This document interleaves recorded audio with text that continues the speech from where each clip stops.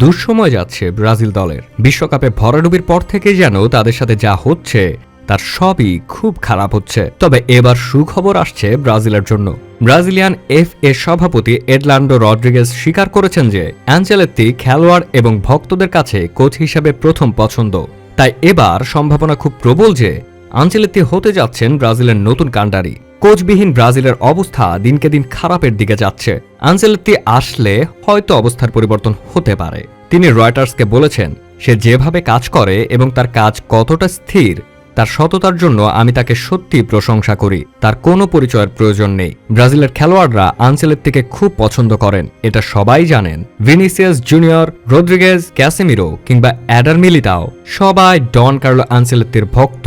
কিন্তু শুধু কি খেলোয়াড় না, বরং সিভিরাফ সভাপতি বলেন আনচেলত্তি শুধু খেলোয়াড়দেরই প্রিয় নয়, ভক্তদেরও মনে হয়। আমি ব্রাজিলের যেখানে যাই প্রতিটি স্টেডিয়ামে সমর্থকরা আমাকে তার কথা জিজ্ঞেস করে। তারা তার সম্পর্কে খুব স্নেহপূর্ণভাবে কথা বলে। তিনি তার কর্মজীবনে অনুকরণীয় কাজের স্বীকৃতি স্বরূপ। তাহলে কি সত্যি আনচেলত্তি আসতে যাচ্ছেন কোচ হিসেবে? এই প্রশ্নের জবাব সরাসরি না দিয়ে তিনি একটু ঘুরিয়ে দেন, বলেন যদি পাওয়া যায় রিয়াল মাদ্রিদের কোচ আনচেলত্তি জাতীয় কোচ হিসেবে প্রথম পছন্দ হবেন।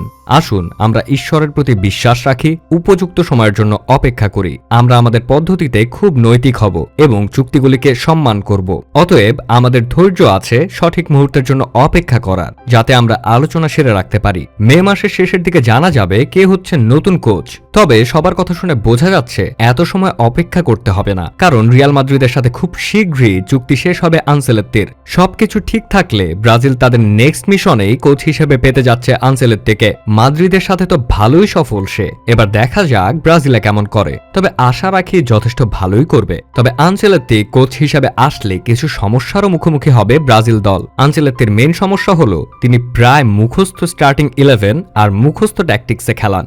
রিয়াল মাদ্রিদের দিকে তাকালে দেখবেন বেনজেমার যতই খারাপ ফর্ম যাক, আনচেলত্তি বেনজেমাকে এলিমিনেটই করে না। তার ট্যাকটিক্সে আধুনিকতার ছোঁয়া আনছে তারই ছেলে ডেভিড আনচেলত্তি। ব্রাজিলে আনচেলত্তি গেলে এটা অবশ্যই পজিটিভ, কিন্তু সাথে ডেভিডরেও নেওয়া দরকার, কারণ ডেভিড আনচেলত্তি অ্যানালিটিক্স হিসেবে দুর্দান্ত। তবে রিয়াল মাদ্রিদে তার কাছে বেনজেমার অল্টারনেটিভ কেউ নেই, যেখানে ব্রাজিলে গেলে তার কাছে অনেক থাকবে। তাই আশা করা যায় রিয়ালের ভুলগুলো তিনি ব্রাজিলে গিয়ে করবেন না। ব্রাজিল দিনে দিনে তাদের আসল খেলা থেকে অনেক দূরে চলে এসেছে। এখন তাদের খেলা দেখলে মনে হয় কাউন্টার অ্যাটাক কি জিনিস সেটা মনে হয় ব্রাজিলের কোচ কিংবা প্লেয়ার কেউই জানে না। প্রিয় দলের এমন ভরাডুবি দেখতে খারাপ লাগছে অনেক ব্রাজিল সমর্থকের। যদিও বা কখনো কাউন্টার অ্যাটাকে যায় তাহলে আবার বল থামিয়ে ফেলে। এই বল থামানোর কিছুই বুঝি না। আর ডিফেন্স আর ফরওয়ার্ড লাইন ছাড়া তো কেউ নাই। মিডফিল্ড বলতে যা একটা জায়গা আছে সবাই ভুলে যায়। এখানে নেই কোনো ক্যারিশম্যাটিক খেলোয়াড়।